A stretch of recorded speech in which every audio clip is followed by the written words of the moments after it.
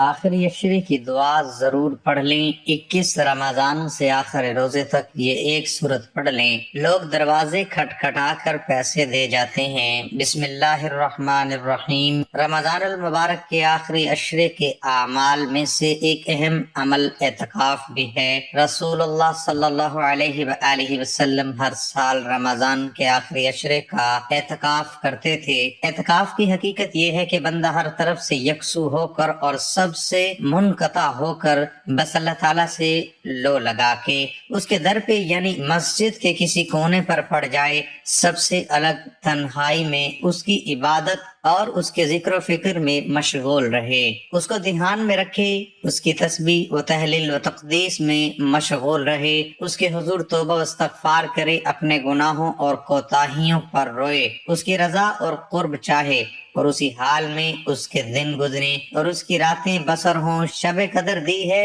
اور جو لوگ گزر گئے ان کو نہیں دی۔ طبرانی کی روایت ہے، آخری عشرے کی تاک راتوں میں شب قدر تلاش کرو۔ جس نے ایمان و یقین کے ساتھ ثواب کی نیت سے اس میں قیام کیا، اس کے گزشتہ گناہ بخش دیے جائیں گے۔ حضرت عائشہ صدیقہ رضی اللہ عنہما نے پوچھا، میں اس رات میں کیا دعا کروں؟ فرمایا، پڑھو اللہم انک عفو تحب العفو فاعف عنا۔ اے اللہ تو معاف فرمانے والا ہے، عفو درگزر کو پسند فرماتا ہے، مجھے معاف فرما دے۔ محترم ناظرین، اس عشرے کی ایک خصوصی عبادت صدقہ فطر بھی ہے جو ہر صاحب حیثیت مسلمان پر تقریباً 2 سیر گندم یا اس کی قیمت کے حساب سے واجب ہے۔ اس کی ادائیگی نماز عید سے پہلے ہونی چاہیے تاکہ غرباء و نادر اپنی ضروریات خرید کر سب کے ساتھ خوشیوں میں شریک ہو سکیں۔ صدقہ و فطر مسلمان مرد عورت آزاد و غلام سب پر فرض ہے۔ صدقہ و فطر کی فرضیت کی حکمت کو بیان کرتے ہوئے آقا صلی اللہ تعالی علیہ وآلہ وسلم نے فرمایا، روزے دار سے جو لغویات اور فضول حرکتیں سرزد ہوتی ہیں، فطرانہ اسے روزوں کی تطہیر کرتا ہے اور مساکین کی خوراک کا ذریعہ ہے۔ جو شخص نماز عید سے پہلے ادا کر دے اس کی طرف سے یہ قبول کر لیا جاتا ہے، مگر جو بعد نماز ادا کرے اسے عام دیے جاتے ہیں۔ صدقہ کا ثواب ملتا ہے، فطرانے کا نہیں۔ اور اس کی اہمیت یہ ہے کہ روزے زمین و آسمان کے درمیان معلق رہتے ہیں جب تک فطرانے کی ادائیگی نہ ہو۔ رمضان المبارک رحمان کی طرف سے آنے والا معزز مہمان، نور کا آسمان، بے پایا رحمت انگیز اور قدرتی سامان ہے کہ اگر انسان پر حقیقت کھل جائے اور اس کی باطنی آنکھوں عجائبات اور مناظر دیکھنے لگ جائیں جو فرشتوں کی آمد و رفت سے پیدا ہوتے ہیں تو وہ دم بخود رہ جاتے ہیں اور اس کی خوشی کا کوئی ٹھکانہ نہ رہے۔ رمضان میں رب تعالیٰ کے حکم سے روزے داروں کے لیے فرشتے رحمتوں کے طباق اور سعادتوں کی سوغات لے کر آسمان سے اترنا شروع ہو جاتے ہیں اور افطاری کے وقت ان پر یہ رحمتیں انڈیل دیتے ہیں۔ یہ سعادتوں سے بھرا ایسا بہار آفرین سما ہوتا ہے جو اگر ان پر منکشف ہو جائے تو وہ یہ تمنا کرنے لگ جائیں کہ کاش سارا سال ہی رمضان بن جائے اور انہیں یہ سعادتیں اور برکتیں ہمہ وقت حاصل ہوتی رہیں۔ بخشش و مغفرت کا جو باڑا بنتا ہے، اس کی ایک جھلک یہ ہے کہ ہفتے کی 6 دنوں میں افطاری کے وقت روزانہ لاکھوں گناہوں کو بخش دیا جاتا ہے، لاکھوں گناہ گاروں کو بخش دیا جاتا ہے اور 6 دنوں میں جتنی تعداد کو بخشا ہوتا ہے ان کی مجموعی تعداد کے برابر 7ویں دن خطا کاروں کو بخشا جاتا ہے اور گناہ مٹا کر انہیں مغفور لوگوں کے صف میں شامل کر دیا جاتا ہے۔ عرض یہ کہ رمضان ایک ایسا ملکوتی اور نورانی مہمان ہے جو گناہگار خاکی انسانوں کے پاس آ کر انہیں باطنی علائشوں سے پاک کر دیتا ہے اور گناہوں کی گندگی سے پاک کر کے جنت میں رہنے کے قابل بنا دیتا ہے۔ یوں تو رمضان کا سارا مہینہ ہی اس صفات و برکات سے معمور ہے، مگر آخری 10 دن پہلے 20 دنوں سے بھی زیادہ اہمیت و انفرادی شان رکھتے ہیں، جن میں اعتکاف ہوتا ہے، شب قدر کو پانے کی کوشش کی جاتی ہے اور آخر میں صدقہ و فطر ادا کیا جاتا ہے۔ حضرت سلیمان رضی اللہ عنہ راوی ہیں کہ سرکار نبی کریم صلی اللہ علیہ وآلہ وسلم نے شعبان کے آخری دن میں ہمیں ایک خطبہ دیا جس میں آپ نے ارشاد فرمایا، یہ ایک مہینہ ہے جس کا ابتدائی حصہ رحمت اور درمیانی حصہ مغفرت کے لیے ہے اور تیسرے حصے میں دوزخ سے رہائی عطا کر دی جاتی ہے۔ محترم ناظرین، رمضان المبارک کی آخری تہائی کے 9-10 دن مسلمانوں کے لیے خصوصی جدوجہد، عمل اور توجہ و الانہماک کے دن ہیں۔ 20 روز گزر جانے کے بعد یہ ماہ مبارک مہمان کی حیثیت اختیار کر لیتا ہے۔ گزرنے والا ایک لمحہ اس کی روانگی اور رخصت کی اطلاع دینا شروع کر دیتا ہے، چونکہ یہ مہینہ برکتوں کا پایا ناپذیر سمندر ہے،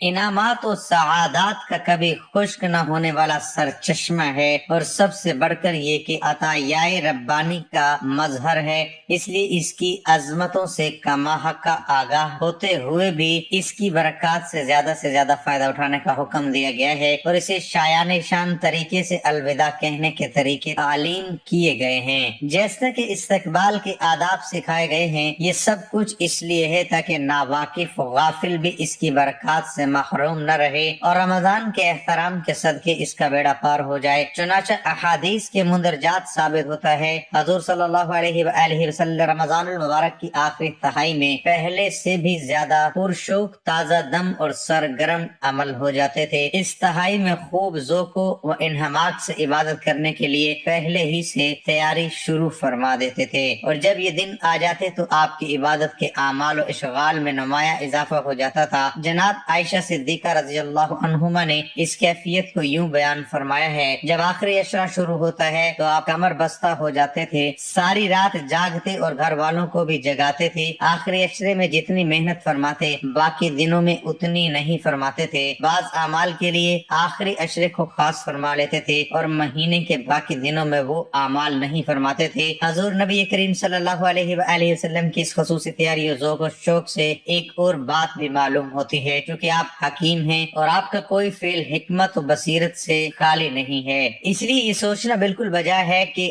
آخری عشرے میں خصوصی اہتمام سے امت کے افراد کو ہم وقت مستعد اور تازہ دم رکھنا مقصود تھا، کیونکہ مسلسل ایک کام کرتے کرتے انسان تھک جاتا ہے اور اس میں دلچسپی لینا چھوڑ دیتا ہے، یا یکساں اور ہموار عمل اس کی طبیعت میں رچ بس جاتا ہے اور اس کے ذہن میں اس کے لیے کوئی اہمیت نہیں رہتی۔ یہ انسان کی فطرت اور طبعی خاصہ ہے۔ 20 دن کے روزے رکھنے اور افطار کرنے کے یکساں عمل سے اس بے دلی کا پیدا ہو جانا ممکن تھا۔ اس لیے دانائے فطرت اور نباز حقیقت نے اپنے ذوق عمل اور طرز طریق سے آخری عشرے کو بالکل جدا اور نیا مقام عطا کر دیا۔ گویا اصل ذوق و شوق، ریاضت و عبادت اور یاد و بندگی کا وقت تو اب آیا ہے۔ یہ سب کچھ اس لیے کیا تھا کہ عبادت میں تنوع پیدا ہو جائے اور 20 دن کی بہم و مشقت ذوق عمل میں کمی نہ کرے۔ فطرت شناسی کی یہ اتنی جاندار اور اتنی بڑی مثال ہے جس کی نظیر پیش نہیں کی جا سکتی۔ دوسرا عشرہ پہلے عشرے کے قریب ہی ہوتا ہے اور 10 دن کی مدت کچھ اتنی لمبی بھی نہیں، اس لیے دوسرے عشرے کی صرف انفرادیت بیان کرنے پر اتفاق کیا۔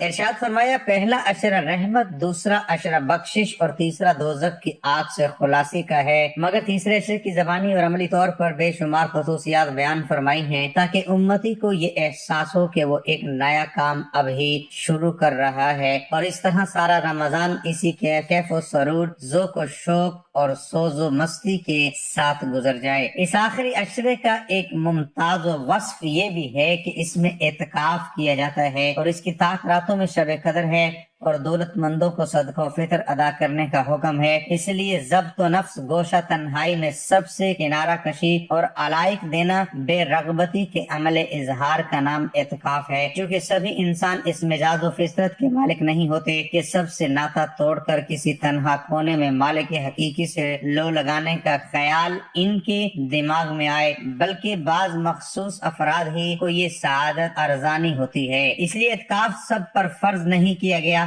بلکہ یاران نقطہ داں کے لیے صلاح عام دی گئی ہے۔ جو چاہے اس کنج عافیت میں آ کر حقائق و معرف کے رنگین انوار و تجلیات کے نظاروں سے لطف اندوز ہو۔ اگر سب پر فرض کر دیا جاتا تو شاید اسلام پر رہبانیت کی تعلیم کا دھبا لگ جاتا، اور اگر بالکل اجازت نہ دی جاتی تو کتنی سعید و شاہین صفت روحیں اپنی اصلی پرواز سے محروم رہ جاتی۔ اب کسی شخص کی مرضی پر منحصر ہے کہ آخری 10 دنوں میں اعتکاف کر لے تاکہ حق تبارک و تعالی کے ساتھ محبت کرنے کی عملی تربیت حاصل کر سکے۔ یہ آقا صلی اللہ علیہ وآلہ وسلم کا دستور تھا۔ رمضان کے آخری عشرے میں اعتکاف فرمایا کرتے تھے، وصال شریف تک یہی معمول رہا۔ حضرت عائشہ صدیقہ رضی اللہ عنہ فرماتی ہیں، آپ آخری عشرے میں اعتکاف فرماتے اور حکم دیا کرتے تھے کہ اسی میں شب قدر کو تلاش کرو۔ بہقی کی روایت ہے، جس نے عشرہ رمضان کا اعتکاف کیا یہ 2 حج اور 2 عمروں کی طرح ہوگا۔ شب قدر عمل و ریاضت شیدائیوں کے لیے شب قدر خاص اہمیت و کشش رکھتی ہے، کیونکہ اس میں انتہائی مختصر وقت میں حیرت انگیز حد تک زیادہ سے زیادہ رحمتیں اور برکتیں سمیٹنے کا موقع فراہم ہوتا ہے۔ صحابہ کرام رضوان اللہ تعالی علیہم اجمعین عمل کے شیدائی تھے۔ ایک دفعہ ان کے محبوب مکرم صلی اللہ علیہ وآلہ وسلم نے بتایا، گزشتہ امتوں کے لوگ طویل ترین عمروں کے مالک ہوتے تھے، ان میں سے بعض اپنی ساری عمر عبادت و اطاعت میں کھپا دیتے تھے۔ صحابہ کرام نے یہ سن کر عرض کی، ہماری عمریں تو مختصر ترین ہوتی ہیں، ہم کتنی بھی محنت کر لیں عمل میں ان خوش قسمت افراد کے برابر نہیں کر سکتے۔ عمر کی طوالت ان کو ہم پر فوقیت بخش دے گی۔ رمضان المبارک رحمان کی طرف سے آنے والا معزز مہمان، نور کا آسماں، بے پایا رحمت کا سائمہ اور انسان کی بخشش کا ایسا حیرت انگیز و قدرتی سامان کہ اگر انسان پر حقیقت کھل جائے اور اس کی باطنی آنکھ و عجائبات اور مناظر دیکھنے لگ جائیں جو فرشتوں کی آمد و رفت سے پیدا ہوتے ہیں، تو وہ دم بخود رہ جائے اور اسی کی خوشی کا کوئی ٹھکانہ نہ رہے۔ رمضان میں رب تعالیٰ کے حکم سے روزے داروں کے لیے فرشتے رحمتوں کے طباق اور سعادتوں کی سوغات لے کر آسمان سے اترنا شروع ہو جاتے ہیں اور افطاری کے وقت ان پر یہ رحمتیں انڈیل دیتے ہیں۔ یہ سعادتوں سے بڑا ایسا بہار آفرین سما ہوتا ہے جو اگر ان پر منکشف ہو جائے تو وہ یہ تمنا کرنے لگ جائیں کہ کاش سارا سال ہی رمضان بن جائے اور انہیں یہ سعادتیں اور برکتیں ہمہ وقت حاصل ہوتی رہیں۔ بخشش اور مغفرت کا جو باڑا بٹتا ہے، اس کی ایک جھلک یہ ہے کہ ہفتے کے 6 دنوں میں افطاری کے وقت روزانہ لاکھوں گناہ گاروں کو بخش دیا جاتا ہے، اور 6 دنوں میں جتنی تعداد کو بخشا جاتا ہے ان کے مجموعی تعداد کے برابر 7ویں دن خطا کاروں کو بخشا جاتا ہے اور گناہ مٹا کر انہیں مغفور لوگوں کے صف میں شامل کر دیا جاتا ہے۔ عرض یہ کہ رمضان ایک ایسا ملکوتی اور نورانی مہمان ہے جو گنہگار خاکی انسانوں کے پاس اگر انہیں باطنی علائشوں سے پاک کر دیتا ہے اور گناہوں کی گندگی سے پاک کر کے جنت میں رہنے کے قابل بنا دیتا ہے۔ یوں تو رمضان کا سارا مہینہ ہی ان صفات و برکات سے معمور ہے، مگر آخری 10 دن پہلے 20 دنوں سے بھی زیادہ اہمیت انفرادی شان رکھتے ہیں، جن میں اعتکاف ہوتا ہے، شب قدر کو پانے کی کوشش کی جاتی ہے اور آخر میں صدقہ فطر کیا جاتا ہے۔ حضرت سلمان رضی اللہ عنہ راوی ہیں کہ سرکار نبی کریم صلی اللہ علیہ وآلہ وسلم نے شعبان کے آخر دن ہمیں ایک خطبہ دیا جس میں آپ نے ارشاد فرمایا، یہ ایک مہینہ ہے جس کا ابتدائی حصہ رحمت اور درمیانی حصہ مغفرت کے لیے ہے اور تیسرے حصے میں دوزخ سے رہائی عطا کر دی جاتی ہے۔ چنانچہ عائشہ صدیقہ رضی اللہ عنہا نے اس کیفیت کو یوں بیان فرمایا، جب آخری عشرہ شروع ہوتا ہے تو آپ کمر بستہ ہو جاتے تھے، ساری رات جاگتے اور گھر والوں کو بھی جگاتے۔ آخری عشرے میں جتنی محنت فرماتے باقی دنوں میں اتنی نہیں فرماتے تھے۔ شب قدر کی ایک رات کی عبادت 1000 ماہ کی عبادت سے بہتر ہے۔ طلوع فجر تک اس میں انوار و ملائکہ کا نزول ہوتا ہے۔ یہ خوشخبری سن کر ان کی رگوں میں مسرت کی لہر کے ساتھ جذبہ عمل کی بجلیاں بھی دوڑ گئیں اور شب قدر کی تعین کے بارے میں استفسار فرمایا۔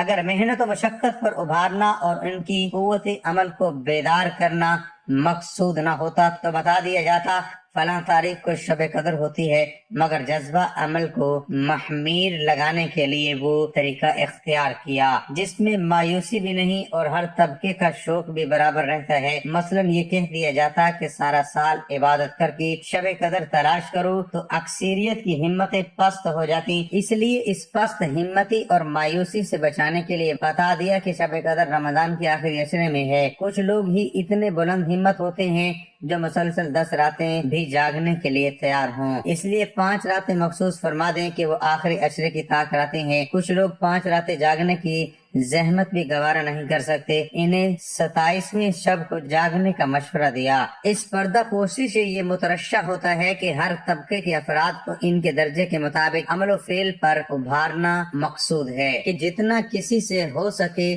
ضرور جاگ کر اپنے مالک کی رحمت سے جھولیاں بھرنے کی کوشش کرے اور عمل سے دست خوش ہو کر بیٹھ جائے۔ چنانچہ حضرت ابن مسعود رضی اللہ عنہ فرمایا کرتے تھے، وہ رمضان کی 27ویں شب ہے لیکن تمہیں اس لیے خبر نہ دی کہ بھروسہ کر کے نہ بیٹھ جاؤ۔ یہی وجہ ہے کہ ایک مرتبہ حضور نبی کریم صلی اللہ علیہ وآلہ وسلم بتانے کے لیے تشریف بھی لائے، مگر وہ دو شخصوں کو جھگڑتا دیکھ کر واپس تشریف لے گئے۔ گویا قدرت کو بھی منظور تھا کہ عام لوگوں میں اس کا چرچا ہو، یہ صرف اس لیے کہ تاکہ مسلمانوں میں عمل و تجسس اور جد و جہد کا جذبہ قائم رہے۔ حضور اکرم صلی اللہ علیہ وآلہ وسلم شب قدر کا بتانے کے لیے تشریف لائے۔ اس وقت دو شخص آپس میں جھگڑ پڑے، آپ کی تبہ مبارک پر یہ جھگڑا گراں گزرا، لہذا آپ واپس تشریف لے گئے۔ بعد میں فرمایا، ہم باہر آئے تھے تاکہ شب قدر کے بارے میں بتائیں، لیکن فلاں نے جھگڑا شروع کر دیا اور وہ اٹھا لے گئی، ممکن ہے یہی تمہارے حق میں بہتر ہو، لہٰذا 29ویں 27ویں اور 25ویں میں سے اسے تلاش کرو۔ امام شافعی رحمۃ اللہ علیہ فرماتے ہیں، حدیث پاک میں جو یہ آتا ہے کہ آخری عشرے کی طاق راتوں میں شب قدر ڈھونڈو، غالباً اس کی وجہ یہ ہے کہ صحابہ کرام اس طرح پوچھتے تھے، یا رسول اللہ صلی اللہ علیہ وآلہ وسلم 21ویں شب میں تلاش کریں؟ آپ فرما دیتے ہاں۔ دوسرا 27ویں کی یقین دہانی کرا لیتا، اسی طرح 25ویں 27ویں اور 29ویں کے بارے میں پوچھتے اور آپ سب کو وہی جواب دیتے، کیونکہ آپ کی عادت مبارکہ تھی، جیسا سوال ہوتا ویسا ہی جواب دیا کرتے تھے۔ پوچھا جاتا فلاں رات میں تلاش کریں، آپ فرماتے ہاں فلاں رات میں تلاش کرو، بے شک اللہ تعالیٰ نے صرف میری امت کو شب قدر دی ہے اور جو لوگ گزر گئے ان کو نہیں دی۔ طبرانی کی روایت ہے، آخری عشرے کی طاق راتوں میں شب قدر تلاش کرو، جس نے ایمان و یقین کے ساتھ ثواب کی نیت سے اس میں قیام کیا، اس کے گزشتہ گناہ بخش دیے جائیں گے۔ حضرت عائشہ صدیقہ رضی اللہ عنہما نے پوچھا، میں اس رات میں کیا دعا کروں؟ فرمایا، پڑھو، اے اللہ تو معاف فرمانے والا ہے، عفو درگزر کو پسند فرماتا ہے، مجھے معاف فرما دے۔ اس عشرے کی ایک خصوصی عبادت صدقہ و فطر بھی ہے، جو ہر صاحب حیثیت مسلمان پر یقیناً 2 سیر گندم یا اس کی قیمت کے حساب سے واجب ہے۔ اس کی ادائیگی نماز سے پہلے ہونی چاہیے تاکہ غرباء و نادر اپنی ضروریات خرید کر سب کے ساتھ خوشیوں میں شریک ہو سکیں۔ پیارے بھائیوں اور بہنوں، اس وقت ہم رمضان المبارک کے آخری عشرے میں پہنچ چکے ہیں۔ یہ بہت ہی مبارک عشرہ ہے۔ اسی عشرے میں لیلۃ القدر ہے، جو اجر و ثواب میں ہزاروں راتوں سے بہتر اور افضل ہے۔ اس عشرے میں قرآن مجید جیسی کتاب نازل ہوئی۔ اسی عشرے میں روزے رکھنے والوں اور تراویح پڑھنے والوں کی مغفرت کر دی جاتی ہے۔ یہی عشرہ پورے مہینے کا خلاصہ ہے۔ یہی وجہ ہے کہ اللہ کے رسول صلی اللہ علیہ وآلہ وسلم اس عشرے کو خصوصی اہمیت دیتے اور بعض وہ اعمال ادا فرماتے جنہیں اس مبارک مہینے کے دوسرے عشرے میں نہیں کرتے تھے، جیسے شب بیداری اور تقریباً پوری رات قیام۔ حضرت عائشہ رضی اللہ عنہما بیان کرتی ہیں کہ جب رمضان المبارک کا آخری عشرہ شروع ہوتا تو اللہ کے رسول صلی اللہ علیہ وآلہ وسلم عبادت کے لیے اپنی کمر کس لیتے، شب بیداری کرتے اور اپنے اہل و عیال کو بھی بیدار رکھتے۔ ایک اور حدیث میں عائشہ کا فرمان ہے کہ اللہ کے رسول صلی اللہ علیہ وآلہ وسلم آخری عشرے میں عبادت میں وہ مجاہدہ کرتی اور مشقت سے کام لیتی جو دوسرے عشروں میں نہ کرتے۔ اس سے واضح ہوتا کہ رمضان کے باقی 2 عشروں میں آپ صلی اللہ علیہ وآلہ وسلم رات کا قیام بھی فرماتے اور آرام بھی فرماتے، لیکن جب یہ عشرہ داخل ہو جاتا تو رات میں بالکل ہی نہ سوتے، جیسا کہ حضرت عائشہ رضی اللہ عنہما سے مروی بعض حدیثوں میں اس کا ذکر ہے۔ دیکھیے، اہل و عیال کو بیدار رکھتے آپ صلی اللہ علیہ وآلہ وسلم کا معمول تھا کہ آخری عشرے میں جہاں آپ اپنے طور پر عبادت اور ریاضت میں مشغول رہے اور ذکر و تلاوت قرآن کا اہتمام فرماتے، وہیں اپنے اہل و عیال کو بھی اس مقصد کے لیے بیدار رکھتے۔ حضرت علی رضی اللہ عنہ کا بیان ہے کہ اللہ کے رسول صلی اللہ علیہ وآلہ وسلم رمضان کے آخری عشرے میں اپنے اہل و عیال کو بھی بیدار رکھتے، بلکہ بعض روایت میں ہے کہ ہر چھوٹا بڑا جو نماز اور بیداری کی طاقت رکھتا اسے آپ شب بیداری کا حکم دیتے۔ حضرت سلیمان سوری رحمت اللہ علیہ کہتے ہیں کہ رمضان کے آخری عشرے میں مجھے یہ پسندیدہ ہے کہ بندہ رات بھر نماز و عبادت میں گزارے، اپنے اہل و عیال کو بھی بیدار رکھے اور جو بچے نماز کی طاقت رکھتے ہیں انہیں نماز کا حکم دے۔ کاش کہ آج کا مسلمان اس سنت نبی پر عمل کرتا کہ خود بھی آخری عشرے میں جد و جہد سے کام لیتا اور اپنے اہل و عیال کو بھی اس کی ترغیب دیتا تاکہ اس حکم الہی پر عمل ہو سکے کہ مومنوں اپنے آپ کو، اپنے اہل و عیال کو آتش جہنم سے بچاؤ جس کا ایندھن آدمی اور پتھر ہیں، جیسا کہ گزشتہ روایت میں حضرت عائشہ رضی اللہ عنہما سے مروی ہے۔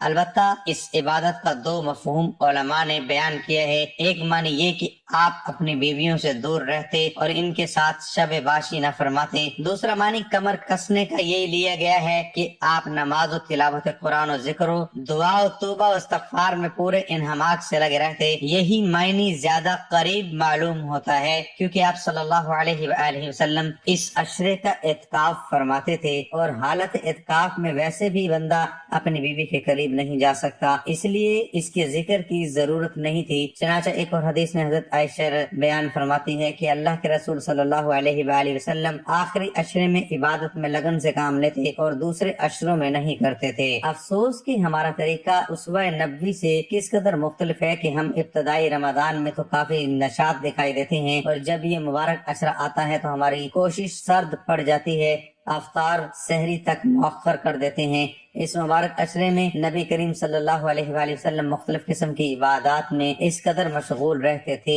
کہ غروب آفتاب پر افطاری کی بھی پرواہ نہ کرتے، بلکہ رات میں صرف ایک وقت کھانے یعنی سحر پر اکتفا کرتے۔ چنانچہ حضرت عائشہ رضی اللہ عنہ بیان کرتی ہیں کہ جب رمضان شروع ہوتا تھا تو اللہ کے رسول صلی اللہ علیہ وآلہ وسلم رات میں قیام بھی کرتی اور کچھ وقت سوتے بھی تھے، پھر جب آخری عشرہ آ جاتا کمر کس لیتے، عورتوں سے کنارہ کش ہو جاتے، اعتکاف فرماتے اور دونوں اذانوں مغرب و عشاء کے درمیان غسل فرماتے اور اپنا شام کا کھانا سحری تک مؤخر کر دیتے۔ شرعی اصطلاح میں اسے صوم السال کہا جاتا ہے۔ اللہ کے رسول صلی اللہ علیہ وآلہ وسلم کے خصوصیات میں صوم و وصال داخل ہے۔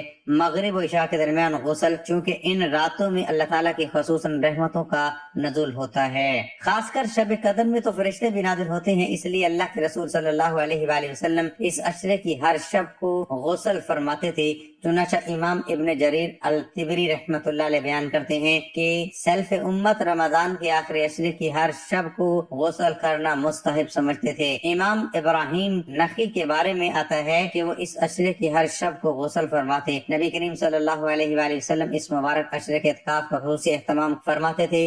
حضرت عائشہ رضی اللہ عنہ کا بیان ہے کہ اللہ کے رسول صلی اللہ علیہ وآلہ وسلم اپنی عمر کے آخری دور تک رمضان المبارک کے آخری عشرے کا اہتمام کرتے تھے، اور جس سال آپ کی وفات ہوئی اس سال آپ نے آخری عشرے اور اس سے قبل کے یعنی درمیانی عشرے کا بھی اعتکاف کیا، بلکہ اس امر کا اہتمام یہ کہ عالم یہ تھا کہ ایک سال کسی عذر کی بنا پر آپ رمضان کے آخری عشرے کا اعتکاف نہ کر سکے تو اس سال شوال میں 10 دن کا اعتکاف فرمایا۔ اعتکاف کی حقیقت یہ ہے کہ بندہ ہر طرف سے یکسو اور سب سے منقطع ہو کر اللہ سے رو لگا کے اس کے در پہ یعنی کسی مسجد کے کونے میں پڑ جائے اور سب سے الگ اس کی عبادت اور اس کے ذکر و فکر میں مشغول رہے۔ اس عبادت کے لیے بہترین وقت رمضان المبارک اور خاص کر اس کا آخری عشرہ ہی ہو سکتا ہے، اس لیے اس کو نبی کریم صلی اللہ علیہ وآلہ وسلم نے انتخاب کر لیا۔ آج یہ سنت کم سے کم تر ہوتی جا رہی ہے، اس سنت پر عمل کرنے والے لوگ اٹھتے جا رہے ہیں۔ اللہ تعالیٰ سے دعا ہے کہ وہ مسلمان کو سنت نبی کا پابند بنائے۔